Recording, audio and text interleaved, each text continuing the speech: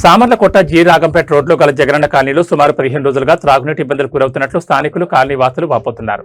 Colony water tank యొక్క motor కాలిపోవడంతో అధికారులు మోటార్లు ఏర్పాటు చేయలేదని, దీంతో నీటి కోసం తీవ్ర ఇబ్బందులు గురవుతున్నట్లు బాధితులు తెలిపారు. త్రాగునీటి సమస్యను పరిష్కరించాలని స్థానిక తెలుగుదేశం నాయకులకు వివరించారు. పెద్దాపురం ఎమ్మెల్యే నిమ్మకాయల చినరాజప్ప ఆదేశాల మేరకు జగనన్న కాలనీ ప్రాంత ప్రజల కోసం ట్యాంకర్ ద్వారా మంచినీటి సరఫరా చేపట్టినట్లు గౌడ కార్పొరేషన్ డైరెక్టర్ బడుగు శ్రీకాంత్ తెలిపారు. శ్రీకాంత్ సహకారంతో మంచినీళ్లు లభించినట్లు స్థానికులు తెలిపారు. పూర్తి స్థాయిలో మంచినీటి సరఫరాకు అధికారులు చర్యలు చేపట్టాలని స్థానికులు కోరుతున్నారు. మాకు జగన్ కాలనీలో రాగంపేట వెళ్ళి సెంటర్లో మాకు నీళ్ళు రావట్లేదని మా మోటార్ ఇక్కడ ఉన్న మోటార్ పోయిందండి. అప్పుడే 15 రోజుల నుంచి ఇబ్బంది పడుతున్నామండి.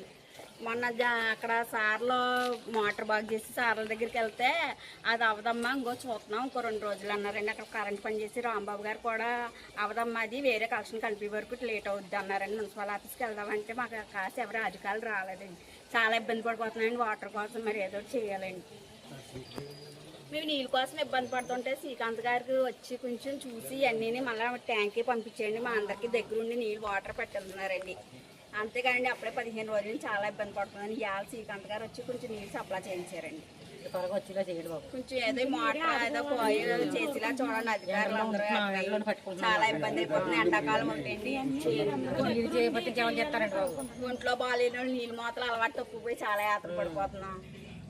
మీరందరూ దగ్గరుండి మా ఉన్నతాన్ని సహకరిస్తారని మేము కోరుకుంటున్నామండి.